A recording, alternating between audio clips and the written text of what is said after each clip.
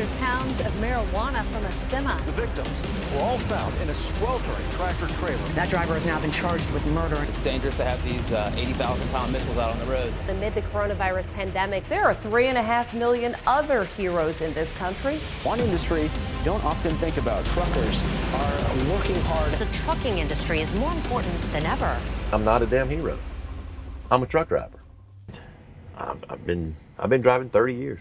January of this year was the 30-year mark. I mean, we're being praised as heroes, America's backbone, and we've always done this. I mean, this is our job. We've done it from day one, and we'll continue to do it. We're not working any different, any harder. We're not doing anything no more special today than we done last week, last month. So, I mean, why all the praises now? I'm an avid coffee drinker. I love my caffeine. And when I make my coffee, I make it a certain way. I can't do that now. Would you like any sugar? No. All your bigger truck stops with the nice sit-down restaurants have all closed them up. And I've had a couple places already where I wouldn't even let me walk up to the drive-thru to order food. So I can't get food unless it's in the convenience store off a cold deli sandwich or a 3-day-old roller item. Well, 3 weeks ago, I could have went in, sat down, and had a real meal. Now you can't. I'm eating deli chicken sandwich. That sucks. All right, baby, I'm gonna let you crazy do what y'all do. All right, baby, call me later. Will do. I love you. Love you too. All right. Bye. Bye. Oh, the family thing. Going home after being out here on the road, possibly taking a chance of, getting infected out here, then not knowing it, and then getting to the house and getting your loved ones and your family members all, sick, infected. Yeah, that's scary. We go into a ship or a receiver and we're limited where we can go. Some have a driver's room we can sit in because some places, they won't allow you to sit in your truck while you're being loaded or unloaded. So they have an area for you to sit in. Some places that area is outside. It's no more than a little canopy, with a couple of picnic tables. Damn the weather situation. You're out of the rain anyway, but the cold and stuff like that, they don't care. Or if you're allowed inside, you're still limited. You might have a bathroom, you might not. Some of the places we go to don't have public restrooms. They don't have outhouses or these little porta johns. It's like we're treated like, they need us there, but they don't want us there. And it's just, those are the places that put us in a pissy mood. We got to deal with that because it's not quick in and quick out. We get to a place like that and it seems like we're there 4 or 5 hours trying to get loaded or unloaded. Our time's just as valuable as anybody else's because now we can't go pick up our next load and get down the road.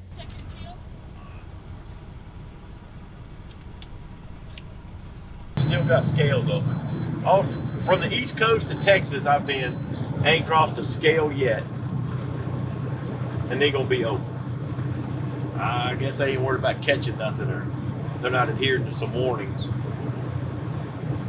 Because if I'm across the counter from a police officer, I'm less than 6 feet away from him. That's what I ought to claim. Public safety. This week we're essential. 3 weeks ago we were expendable. Certain times we're considered, it depends on the situation. Oh, you're a professional, you should do this, and act this way. And then when we need something to better our, more pay or increases or something like that, we're considered skilled labor. Oh yeah, this son of a bitch is packed, man. They got trucks parked where they ain't even supposed to be parked. In certain areas, it's a little harder because, some of the places we normally can park are closed. So now we got to find somewhere else to park, and it makes your trip plan a little difficult too. I don't do a lot of trip planning. Most people do.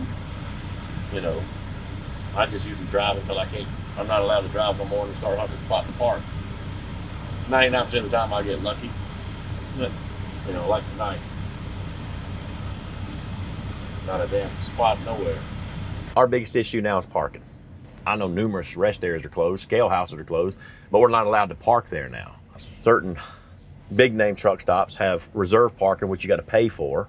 And here, since the corona outbreak, some of them charges have went up, and the paid parking spaces have been added to in the truck stops so they can make more money off of us.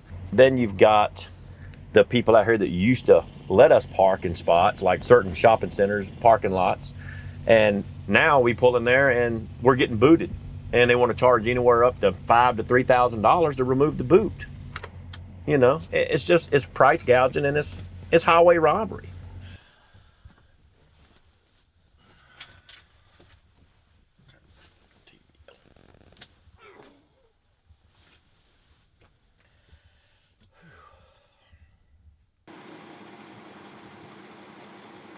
The general public, they don't care if they cut a trucker off. You know, they figure we can stop easy. I guess we got all these wheels and brakes, we should be able to stop better than a car. The tailgating, you know, it's kind of like we're in their way. You know, we're the nuisance on the interstate. You know what they say about Americans, it gets bad when we stick together. Whether we be in quarantine or not. You gonna bother if I smoke? So, it's a free country, right? That's right. Yeah, it was. Now we're all in timeout.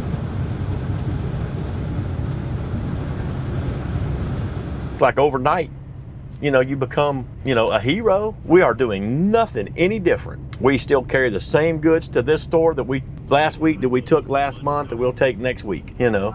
The grocery stores get the same stuff. Pharmaceutical stores get the same stuff. Trucking hasn't changed in that aspect.